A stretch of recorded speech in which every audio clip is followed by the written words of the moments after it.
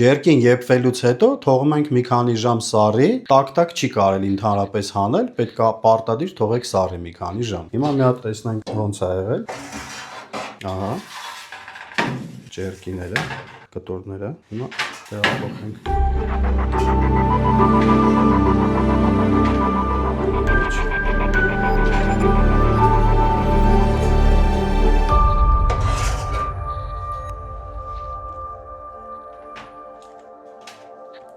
Մենք ունենք 1 կիլոգրամ միս, 1 կիլոգրամ մսից մենք ստացել ենք այսքանը։ Ընդհանրապես նորմայով պետք է 50% ինքը քաշքցի։ Եթե 50% գցում է, ամեն ինչ ճիշտ է։ Հիմա այս մի կտորը կվերցնենք, իր հաստությունը, իր չորությունը, ամեն ինչ նորմալ է։ Կկտրենք արդեն։ Ճիշտ ընդհանրապես ջերկին կտրելու համար պետք է բարակությունը այսպես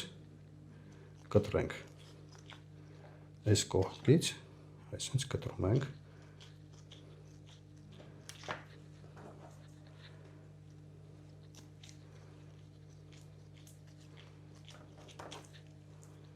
Ոնց որ միշտ ասել եմ, մեր ատամներն են, նայեք ոնց է փոխվում ջերկին։ Էսի ամենահաստ կտորն էր, էս էլ երևի բարակն է, ավելի չոր, նորմալ է,